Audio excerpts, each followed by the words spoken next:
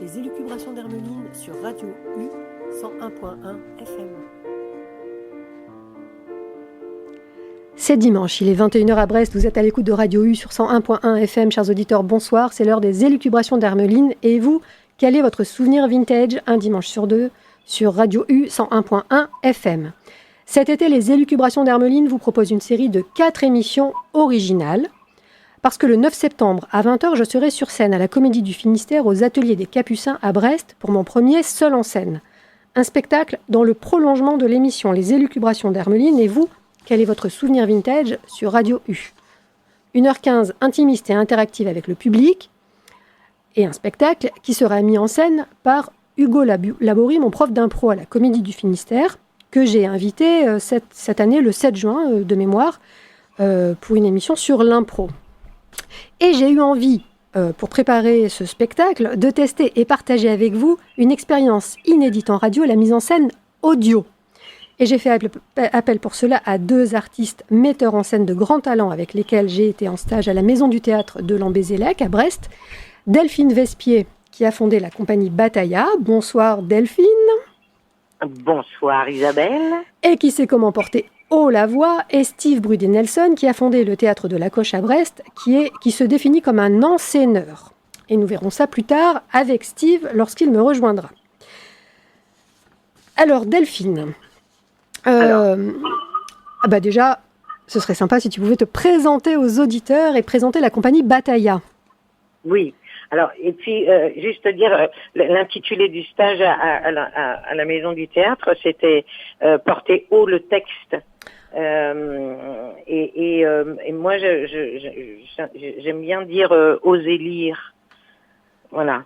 Mais voilà, c'est le texte. Alors moi, Batailla, c'est une compagnie de théâtre principalement professionnelle, donc qui est basée dans les Côtes d'Armor.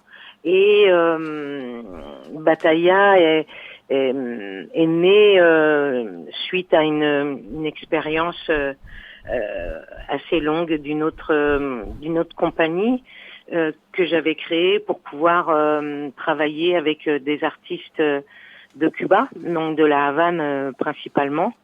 Et voilà, donc la compagnie du Chien Bleu a été un grand nombre d'années d'échanges entre la Havane et Saint-Brieuc. Voilà, donc j'ai donné des stages là-bas, j'ai joué là-bas dans différentes formules, différentes situations et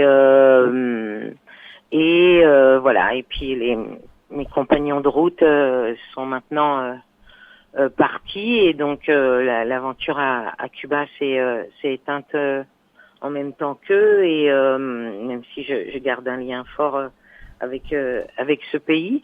Voilà, et puis on a fini par créer avec la compagnie du Chien Bleu le monologue, le dernier chapitre d'Ulysse de James Joyce, et ça a été donc la toute dernière création avant d'arrêter la compagnie et d'en remonter une, donc Batailla, mais très différente, et de faire de manière très différente.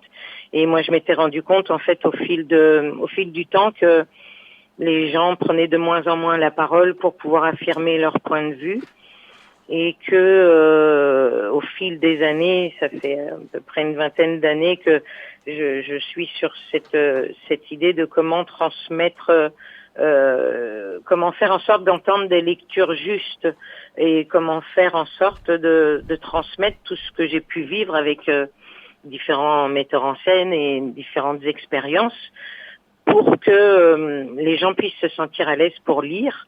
Et je me suis rendu compte que quand on libère la lecture, ou en tous les cas quand on donne un moyen de lire, en fait les gens s'expriment beaucoup plus facilement après. Et voilà, ça enlève une barrière qui est mise beaucoup par malheureusement la façon dont on apprend certaines choses à l'école. Et donc voilà, donc j'aime beaucoup transmettre cette méthode pour que les gens puissent avoir la liberté de lire à souhait. Et puis voilà, la compagnie Batailla, c'est aussi une compagnie, une troupe d'acteurs au mode et au rythme de pensée différents, donc qu'on dit en situation de handicap, avec lesquels on vit une aventure théâtrale autour de la thématique de l'amour et de l'autonomie. Mhm. Et puis voilà, et puis j'ai aussi écrit un texte qui s'appelle Renaître n'a jamais été au-dessus de mes forces. C'est donc une phrase que Colette a répétée beaucoup de fois dans sa vie pour au démarrage de chacune de ses nouvelles vies. Et je crois donc, que le voilà, fondement d'être artiste, c'est renaître. On ne fait que renaître, en fait. On crée, on se réinvente. Voilà, tout ça, c'est exactement ça. Et voilà, dans ce texte-là, la personne avec qui je l'ai écrit, Servane Deschamps, a amené le gai savoir de Nietzsche et qui explique si bien que l'art peut être un moyen une sacrée bonne béquille pour pouvoir remonter de tout type de chute qu'on peut avoir dans nos vies. Et voilà, j'en suis convaincue. La musique, la peinture, la danse, le théâtre, évidemment, la littérature, évidemment, permet de faire en sorte de pouvoir remonter de beaucoup de choses, oui.